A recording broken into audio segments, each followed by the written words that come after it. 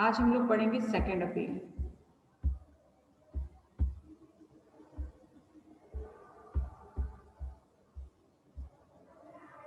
आवाज आ रही है सभी को? Yes ma'am. एक मिनट, मैं डोर बंद करूं।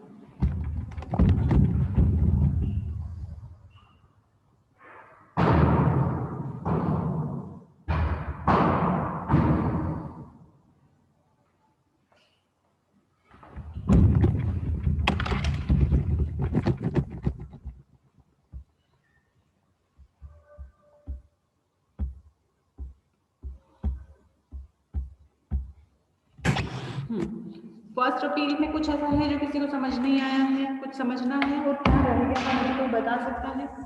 ऑलमोस्ट हमने केस लॉस के साथ सेक्शंस पढ़ लिए थे और प्रोसीजर भी पढ़ लिया था शायद 96, 97, 98, 99 और ऑर्डर भी इसका हो चुका था।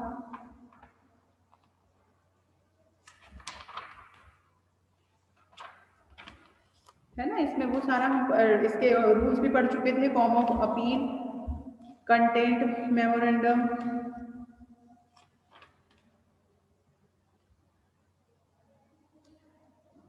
और इसमें मैंने आप लोगों को बोला भी था, इसमें ऑर्डर 41 का rule 5 stay by applicate appellate code, है ना, इसको हाईलाइट कर लेना।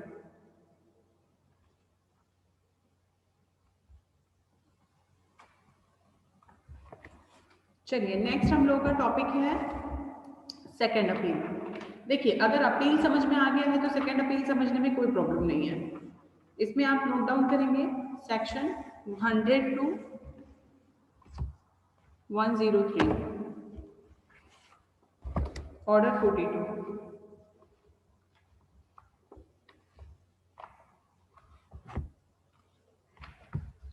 अब इसमें जो आपका सेक्शन 100 है,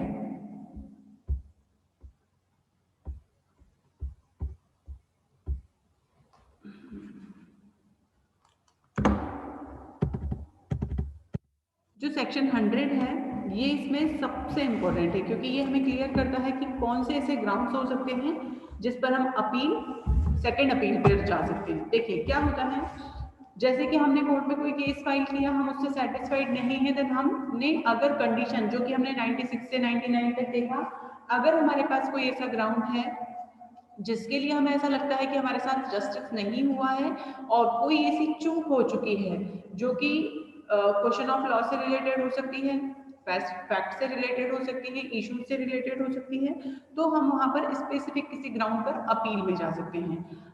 फर्स्ट अपील ऐसा है कि हमारे पास ऑप्शंस हैं, है ना, कि फर्स्ट अपील में हमारे पास ऑप्शंस होते हैं, बट सेकंड अपील की जब हम बात करते हैं तो हमारे पास यहाँ पर ऑप्शन बहुत कम हो जाते हैं।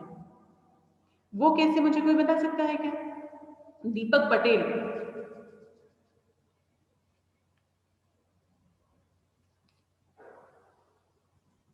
दीपक,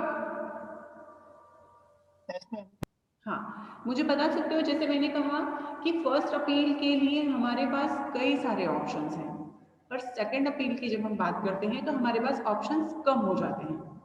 क्यों ऐसा? पता नहीं मैम। ओके, नहीं पता, गुड, तो मुझे शायद बताने में और अच्छे से समझ में आए। क्योंकि देखिए यहाँ पर कैसा है, आप जब हम फर्स्ट अपील, जैसे मान लीजिए आपने फर्स्ट क्लास प्रथम व्यवहार जो जज होते हैं, प्रथम व्यवहार न्यायाधीश, या इसको अभी क्रिमिनल की लैंग्वेज में समझ लो, सेकंड क्लास मजिस्ट्रेट या फर्स्ट क्लास मजिस्ट्रेट में कोई बेल आपने लगाई, वहां से आपकी बेल नहीं हुई, तो आप यहाँ उससे अपर में चले जाएंगे। वहां से भी अगर नहीं हुई, जैसे मान लीजिए कि आपकी भाई सीजेएम के आपने लगाई, सीजेएम के ऐसे नहीं हुआ, देन आपने सीधे सेशन में लगा दिया, अब सेशन से भी आपकी खारिज होगी, तो अभी आपके पास एक और ऑप्शन है सेकंड अपील का, वो क्या है? हाई कोर्ट, है ना। मतलब यहाँ पर आपको सिर्फ इतना ध्यान रखना है कि जैसे जैसे ज्यूरिस्डिक्शन आता है, यहाँ पर ये ज्यूरिस्डिक्शन वाली बात है कि कौन सी अपील, सेकंड अपील में कौन सी ऐसे अपील्स होंगी जो सेकंड अपील में जा सकती हैं। तो यहाँ पर सबसे इंपॉर्टेंट पार्ट होता है ज्यूरिस्डिक्शन का, जैसे मैंने बोला कि अगर सेशन का है, सेशन से खारिज हुआ है तो हाई कोर्ट जाएगा, हाई कोर्ट से भी अगर खारिज होता है, जैसे कि कोई चीज आपने पहली अपील आपने डीजे के यहाँ लगाई है, कोई ऐसा मैटर है, और हमेशा मैटर ज्यूरिसडिक्शन किस तरह से डिसाइड होता है, उसकी जो कोर्ट फीस है और जो अगर पेक्यूलरी है तो पेक्यूलरी के अकॉर्डिंग, और जिस भी तरह का ज्यूरिसडिक्शन है उस ज्यूरिसडिक्शन के अकॉर्डिंग उसका अपीलेट कोर्ट डिसाइड होगा, है ना। इवन ये भी डिसाइड होगा कि उसमें अपील हो सकती है या नहीं, और फिर ये भी कि सेकंड भी हो सकती है या नहीं। अब जैसे मान लीजिए कि आपने डीजे के यहाँ पर कोई, एडीजे के यहाँ पर कोई अपील लगाई थी, या डीजे के यहाँ आपने अपील लगाई थी, वो खारिज हो गई, तो अब आपके पास हाई कोर्ट का ऑप्शन है ना, सेकंड अपील। तो यहाँ पर जैसे कि 100 हमें क्या बोलता है कि जैसा safe as otherwise expressly provided in the body of this code or by any other law for the time being in force, an appeal shall lie to the High Court from every decree passed in appeal by any court subordinate to the High Court, if the High Court is satisfied that the case involves a substantial question of law। अब यहाँ पर जब भी कोई second appeal लगाई जाती है तो ये मानकर चलिए कि उसे हमने हाई कोर्ट में कब लगाएंगे। अब यहाँ पर उन्होंने कौन कौन सी कंडीशंस बता दी हैं, जैसे कि जो भी इस संहिता में बता दिया गया है उसके अतिरिक्त, है ना, मतलब यहाँ पर यहाँ कुछ चीजें ये लोग इसमें प्रिस्क्राइब में लेकर चलते हैं। उच्च न्यायालय के अधीनस्थ किसी न्यायालय द्वारा अपील में पारित प्रत्येक डिक्री की, अब उच्च न्यायालय के अधीनस्थ सबऑर्डिनेट कौन सा हुआ आपका, डिस्ट्रिक्ट या सेशन। अभी हम अगर सिविल की बात कर रहे हैं तो हम डिस्ट्रिक्ट बोलेंगे। तो उच्च न्यायालय के अधीनस्थ किसी भी न्यायालय द्वारा अपील में पारित प्रत्येक डिक्री की उच्च न्यायालय में अपील हो सकेगी। जब भी हाई कोर्ट में अपील फाइल की जाती है तो उसे हम यही कहेंगे कि हमने सेकेंड अपील फाइल की है। अब वो कब हो सकती है, जबकि कोई क्वेश्चन ऑफ लॉ अराइज होता है, या फर्स्ट सेक्शन 100 का सब क्लॉज 1 एंड 2 आप देखेंगे, एन अपील में lie under this section from an appellate decree passed ex parte. अब एक्स पार्टी के लिए भी क्या सेकंड अपील की जा सकती है, तो यस। कोई अगर क्वेश्चन ऑफ लॉ है उसके लिए तो हाँ, थर्ड आप देखेंगे यहाँ पर, in an appeal under this section the memorandum of appeal shall precisely state the substantial question of law involved in the appeal। और जहां उच्च न्यायालय को यह समाधान हो जाता है कि किसी मामले में सारवान विधि का प्रश्न अंतर्विहित है तो वह उसे प्रश्न बनाएगा। जहां पर हाईकोर्ट को ऐसा लगता है कि कोई ऐसे क्वेश्चन होने चाहिए जो कि क्वेश्चन किसी तरह का प्रश्न विधि से संबंधित है, जहां पर विधि के संबंध में कहीं कोई डाउट है और उसका इंटरप्रिटेशन किया जाना जरूरी है, उस समय पर यहाँ सब क्लॉज 4 और इसी के साथ अपील इस प्रकार बनाए गए प्रश्न पर सुनी जाएगी। प्रतिवादी को अपील की सुनवाई में यह तर्क करने की अनुज्ञा दी जाएगी कि वह ऐसे मामले में प्रश्न अंतर्विहित नहीं है। यहाँ पर सपोज ये जितने भी ग्राउंड है जहां पर कि एक्स पार्टी से रिलेटेड हो, क्वेश्चन ऑफ लॉ हो, इस तरह का क्वेश्चन सुना जाना चाहिए, या डिपेंडेंट को इस तरह का कोई प्रश्न है या उसका कोई ऐसा तर्क है जिसमें कि कोई फैक्ट से रिलेटेड कोई इस तरह का क्वेश्चन है जहां पर कि उसे सुना जाना चाहिए, तो यहाँ ये माना जाएगा कि उस तरह की सारी अपील को मेंटेनेबल होंगी और उन्हें कोर्ट एक्सेप्ट कर सकता है सेकेंड अपील को।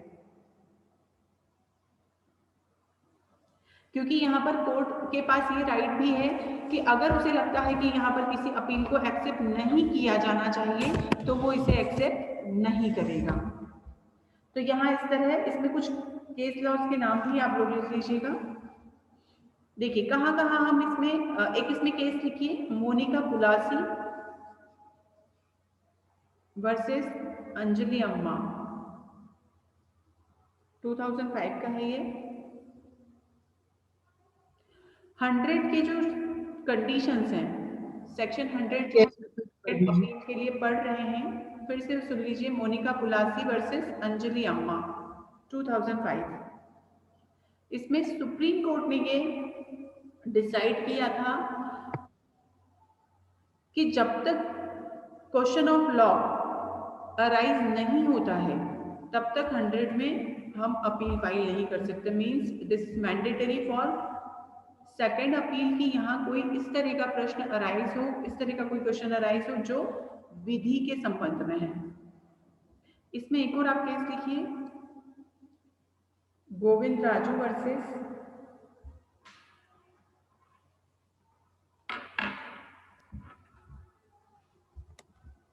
गोविंद राजू वर्सेस मरियम मान 2005। देखिए ये केस बहुत अच्छा है, ये भी high court sorry supreme court का है। यहाँ पर मैम यस मैम जो केसेस आप बताते हो हमको मतलब यही वाले लिखने हैं कि मतलब सिर्फ रेफरेंस के लिए? ऐसा कोई जरूरी नहीं है। मैं आपको वो केस बताती हूँ जिसमें कि डिसीजन, जैसे अभी ये केस है, मैंने कहा 100 में जब आप लिखेंगे कि भाई आपको 100 के बारे में लिखना है, तो अब 100 की हमने सेक्शन 100 हम लिखते हैं। सेक्शन 100 लिखने के साथ अगर आप ये केस लॉज लिखते हैं, आपको याद है, तो ये आपका क्वेश्चन आपके नोट्स को बहुत ज्यादा स्ट्रांग बनाता है। इवन आपको याद भी रहने चाहिए। आपको कुछ और केस लॉज अगर मिलते हैं जो आपको सही और ज्यादा इजीली याद हो जाते हैं, तो आप वो भी लिख सकते हैं, ऐसा कोई जरूरी नहीं है। पर कुछ केस लॉज ऐसे होते हैं, जैसे मैंने अभी ये दोनों केस जो बताए हैं, दोनों सुप्रीम कोर्ट का डिसीजन है। अब जैसे इसमें गोविंद राजू वाला जो केस है, इसमें क्लियरली सुप्रीम कोर्ट ने क्या कहा कि जब सेकेंड अपील की बात करेंगे तो यहाँ पर कुछ चीजें कैसी, उन्होंने इसके अंदर एक गाइडलाइन दे दी। तो इस तरह के केस लॉज तो हमें याद होने चाहिए। जैसे कि उन्होंने क्लियरली कहा कि फर्स्ट सेकेंड अपील के लिए मैंडेटरी है सब्सटेंशियल क्वेश्चन ऑफ लॉ, पहली चीज। सेकेंड, अब अगर वो क्वेश्चन है तो वो विवाद के योग्य, मतलब उसमें कोई डिस्प्यूट है या कोई इस तरह का क्वेश्चन अराइज किया गया है, तो वो उसे उसका इंटरप्रिटेशन किया जाए, इस तरह का कहीं कोई डाउट हो। और सबसे खास चीज कि वो पहले उसका एडजुडिकेशन नहीं किया गया है या पहले उसे डिसाइड नहीं किया गया है। जिसे ऑलरेडी आप डिसाइड कर चुके हैं, क्या हम उसके लिए सेकेंड अपील को एक्सेप्ट करेंगे? नहीं। और इसी के साथ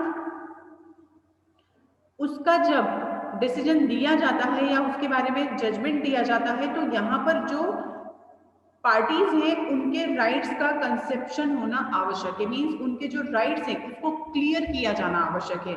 जैसे मान लीजिए कि कोई भी ऐसा क्वेश्चन ऑफ लॉ अराइज होता है जो कि किसी के राइट से रिलेटेड है या किसी के राइट्स का वायलेशन करता है और उसका कहीं पहले उसे नहीं सुना गया है, साथ ही साथ उसमें इस तरह का प्रश्न है, जैसे मान लीजिए कि कोई हम किसी ऐसा सेक्शन हम ले लें किसी एक्ट का जो कि हमारे फंडामेंटल राइट्स को वायलेट करता है, ठीक, या पर्टिकुलर किसी पर्सन के या किसी कम्युनिटी के या किसी समुदाय के राइट्स का वायलेशन करता है और उस प्रश्न को किसी कोर्ट में पहली बार रखा गया है, तो यहाँ पर ये जब चीजें सुनी जाएंगी तो जो उनके अधिकार है उनके बारे में भी विनिश्चय किया जाएगा, भाई उसको भी डिसाइड किया जाएगा ना कि यहाँ पर जो प्रश्न अराइज हुआ है, जो क्वेश्चन अराइज हुआ है, पहली तो उसमें सच में इस तरह का क्वेश्चन है या नहीं।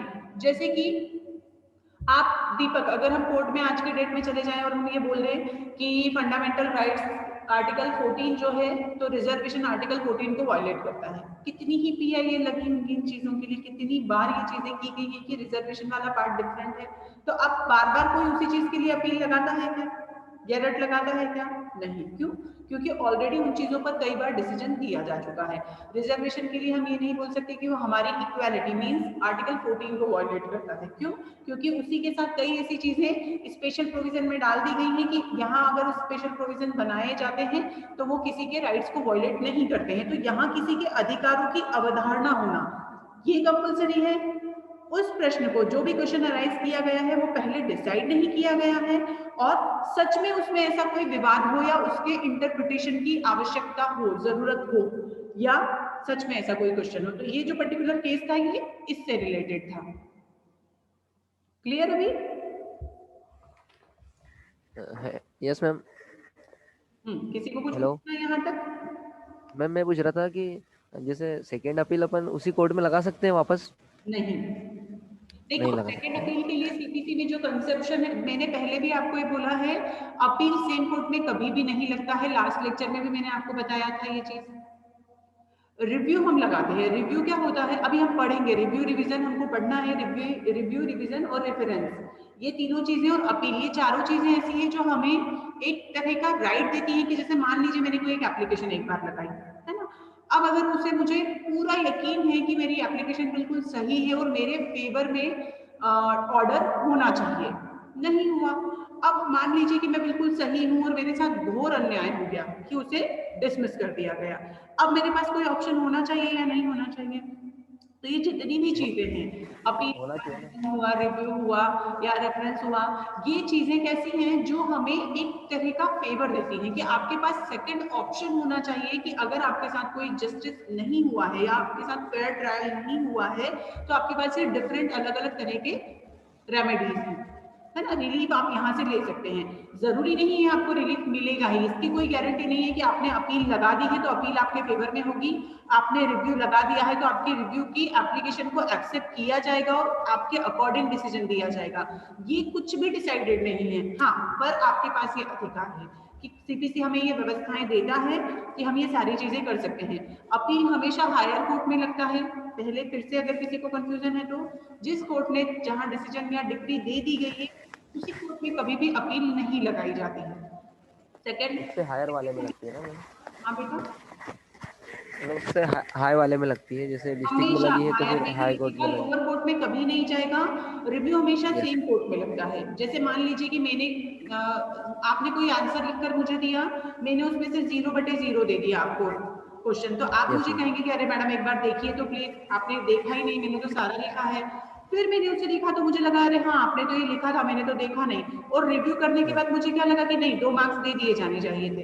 तो ये क्या होता है, पुनर्विलोकन। किसी चीज को एक बार देखने के बाद, अब ये रिव्यू कौन करेगा, मैं ही करूंगी ना इसे, तो कि भाई मैंने 0 में से 0 आपको मार्क्स दिए तो अभी ये काम मेरा है कि मैं इसे फिर से देखूं, ये मैं खुद करूंगी। तो मतलब रिव्यू हम किस में लगा देंगे, सेम कोर्ट में। सेम कोर्ट में ना मैम? हाँ, पर सेम कोर्ट में अपन रिव्यू लगा सकते हैं ना? हाँ, पर रिवीजन हम कहाँ लगाएंगे, रिवीजन ये अपील हम कहाँ लगाएंगे, क्योंकि यहाँ तो अगली सामने कोर्ट वाले में। ने पूरा डिसीजन दे दिया, डिक्री कर दी हमारे फेवर में या फेवर में नहीं भी किया है, तो जो भी डिसीजन देना था वो दे चुका, डिक्री आ चुकी। अब उसके अगेंस्ट हम जाएंगे तो हम किसके पास जाएंगे। अब जैसे मान लीजिए आपने मेरे लिए रिव्यू लगाया, आपने मुझे रिव्यू के लिए कहा, मैंने रिव्यू भी खारिज कर दी, ठीक, और मैंने डिक्री कर दिया, मतलब मैंने आपको फेल कर दिया। तो अब आप किसके पास जाओगे, एचओडी के पास जाओगे, कह रहे मैडम ने हमारा आंसर भी नहीं देखा और देखिए उन्होंने तो हमें मार्क्स ही नहीं दिए। तो अभी क्या होगा, अब मैडम जब उसे देखेगी और उन्हें लगा कि नहीं आपने तो लिखा है, तो यहाँ पर अपील में फिर आपके फेवरेबल आपको डिसीजन दिया जा सकता है। तो अभी आपके पास एक ऑप्शन क्या रहा, अपील का। अब अगर मान लीजिए कि सेकंड अपील की हम बात करें, है ना, तो सेकंड अपील हमेशा कहाँ लगेगा, हाई कोर्ट में। अब उसके जैसे कंडीशंस हमने देखी, तो 100 में आपको कंडीशन, अगर क्वेश्चन किसी भी तरह से बनता है, बट आपको ये पता होना चाहिए कि सेक्शन 100 में वो ग्राउंड्स दे दिए गए हैं जो कि हमें क्लियर करते हैं कि हम अपील, सेकंड अपील कब कब लगाई जाएगी। क्योंकि सेकंड अपील अगर हम इतना इस तरह का प्रोसीजर न रखें तो क्या होगा, जो पेंडेंसी है केस की वो तो बढ़ती ही चली जाएगी। भाई आपने पहले केस लगाया, उसमें आप नहीं जीते, आप अपील में चले गए, अपील में नहीं जीते, आप सेकंड अपील में चले गए। तो यहाँ पर जहां बहुत ज्यादा जरूरी है, स्पेसिफिक ग्राउंड्स हैं, तभी सेकंड अपील फाइल होगी। इसीलिए यहाँ 100 में कुछ उन्होंने ग्राउंड्स दे दिए हैं कि बस यही चीजें होनी चाहिए, स्पेसिफिक बता दिया है उन्होंने कि इन कंडीशन पर ही सेकंड अपील को एक्सेप्ट किया जाएगा। अब जैसे 100 का ए आप देखिए, no further appeal in certain cases. क्या होगा, किसी उच्च न्यायालय के लिए किसी लेटर्स, पेटेंट या विधि का बल रखने वाली किसी अन्य लिखित या तत्समय प्रवृत्त किसी अन्य विधि की किसी बात के होते हुए भी जहां किसी मूल मतलब आपका मूल या अपीली डिक्री या आदेश से अपील की सुनवाई और उसका विनिश्चय किसी उच्च न्यायालय में से किसी एकल, उच्च न्यायालय में किसी एकल, इसको पढ़ लेना भाई इंग्लिश वाले, आप 100A पढ़ेंगे सब लोग, वहां किसी ऐसे एकल न्यायाधीश के निर्णय और डिग्री से आगे कोई अपील नहीं होगी। स्पेसिफिक किसमें, पेटेंट या विधि का बल रखने वाले किसी अन्य लिखत के बारे में जो कि किसी स्पेसिफिक ऐसे आदेश के लिए है या ऐसे इंस्ट्रूमेंट के लिए है जो कि फोर्स ऑफ लॉ से रिलेटेड है। तो यहाँ पर अगर सिंगल बेंच ने उसके लिए ऑलरेडी कोई सुनवाई की है या निश्चय किया है तो उसके अगेंस्ट यहाँ, क्योंकि वो हुआ किसके द्वारा है, हाई कोर्ट के द्वारा। तो अब यहाँ पर अगर हाई कोर्ट के भले ही एकल मतलब सिंगल जज ने भी अगर उसका कोई डिसीजन दिया है तो यहाँ वो हमें बार कर देता है। स्पेसिफिक किन चीजों के लिए, किसी भी पेटेंट लेटर्स या इस तरह के जो कि पर्टिकुलर रूल्स हैं उनके लिए आप अपील में नहीं जा सकते, ठीक है। तो यहाँ पर कुछ लिमिटेशंस भी दे दी गई हैं। 100A मतलब आपसे अगर पूछा जाता है कि सेकेंड अपील के लिए लिमिटेशंस कहाँ दी गई है, सीमितताएं कहाँ है, तो वो कहाँ है, 100 क्या ए। अब 100A क्या बोलता है, second appeal on no other grounds, द्वितीय अपील का किसी भी अन्य आधार पर ना होना। कोई भी द्वितीय अपील आधार 100 में वर्णित आधारों पर होगी, अन्यथा नहीं। मतलब आपको सेकंड अपील के लिए क्या पढ़ना है, सिर्फ और सिर्फ 100, मतलब 100 से जुड़े सारे 103 तक। क्यों? क्योंकि यहाँ पर जो 100 में बता दिया गया है उसके अलावा सेकंड अपील में जाने का कोई अलग ग्राउंड नहीं हो सकता है। Second appeal on no other grounds. 100 clear है, स्पेसिफिक है, इससे बाहर अगर कोई क्वेश्चन है तो वो सेकंड अपील में नहीं सुना जाएगा, है ना। फिर 102 हमें क्या बोलता है, no second appeal in certain cases. अब इसके अलावा फिर अगर मैं लिमिटेशन की बात करूं तो 100 और 101, 102 किसी डिग्री से कोई द्वितीय अपील नहीं होगी जब मूलवाद क्या, हमारा जो प्लांट है वो, उसकी जो सब्जेक्ट मैटर है वो, उसकी कीमत कितनी होगी, मतलब उसमें क्या कितने के लिए लगाया गया है, 25,000 रुपए से अधिक धन वसूली के लिए नहीं हो। सिर्फ और सिर्फ 25,000 तक का अगर कोई केस है तो उसके लिए आप सेकंड अपील में नहीं जाएंगे। क्लियर? किसी को कोई डाउट है यहाँ तक? कुछ भी क्वेश्चन है आप लोग पूछ सकते हैं। अपील वाला मोस्ट इंपोर्टेंट पार्ट होता है आप लोग। मैम अभी आपने क्या बताया, कौन से केस में जा सकते हैं? 25,000, 25,000 तक का धन वसूली का अगर केस है, रिकवरी ऑफ मनी। जैसे कि मान लीजिए आपको किसी से पैसा लेना है, तो अभी तक तो मैं एग्जांपल आपको 2-5 लाख के देते आई हूँ, तो दिमाग में शायद वही हो, तो आप उसे निकाल दीजिए। मान लीजिए किसी से आपको 25,000 रुपए लेने हैं, उस 25,000 के लिए आपने कोर्ट में केस किया, कोर्ट में केस आपके फेवर में डिक्री नहीं हुआ, आपने फर्स्ट अपील लगाई, आप फर्स्ट अपील भी हार गए, फर्स्ट अपील में भी उसको एक्सटेंड नहीं किया गया। जैसे मान लीजिए आपने 25,000 का केस लगाया था और आपका केस खारिज हो गया, सामने वाले ने बोल दिया कि नहीं आपको तो लेना ही नहीं है उससे, आपने उस फर्स्ट अपील लगाई, फर्स्ट अपील में भी यही डिसीजन आया कि नहीं आपको तो लेना ही नहीं है, सामने वाले से प्रूव ही नहीं हुआ कि आपका रिकवरी है 25,000 का। अब आपका अगर मेन केस में भी आप हार गए, मूल जो बात था आपका उसमें भी आप हार गए, फर्स्ट अपील में भी आप हार गए, अब आप सोचो कि मैं तो सेकंड अपील में चला जाऊं 25,000 के लिए, तो वो पॉसिबल नहीं है। हाँ, अगर ये अमाउंट 30,000 होता या उससे ज्यादा होता तो आप यहाँ जा सकते हैं। क्लियर? मतलब 30,000 के ऊपर हाँ, इस तरह के, अभी इसके पहले फर्स्ट अपील में भी अगर आपको याद हो तो हमने पढ़ा था कि स्मॉल कॉजेस कोर्ट में भी जो एकदम मिनिमम अमाउंट के जो केस होते हैं उसके लिए आप फर्स्ट अपील में भी इवन नहीं जा सकते हैं। आप लोगों ने पढ़ा ही है अभी उस चीज को, है ना। अब 103 जो है, 103 बोलता है पावर ऑफ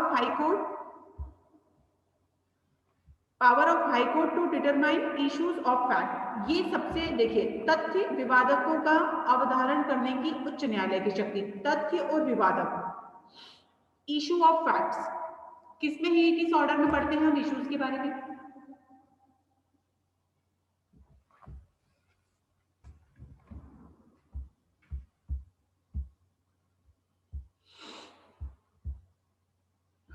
किस ऑर्डर में पढ़ते हैं हम इश्यूज के बारे में?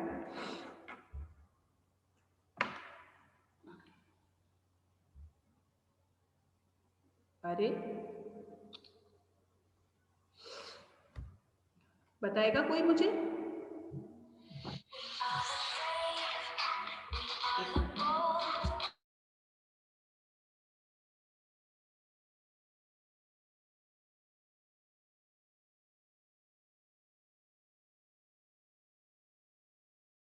मैम 94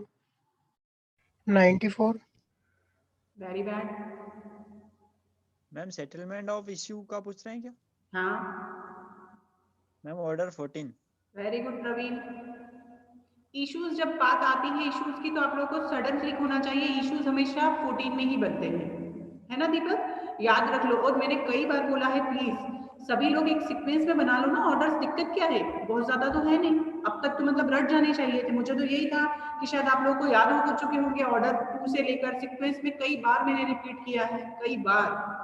तो 14 में इश्यूज बनते हैं, आप लोगों को क्लिक होना चाहिए। 9 में क्या है, 14 में क्या है, 15 में क्या है, 20 में क्या है। दीपक पटेल 21 क्या है?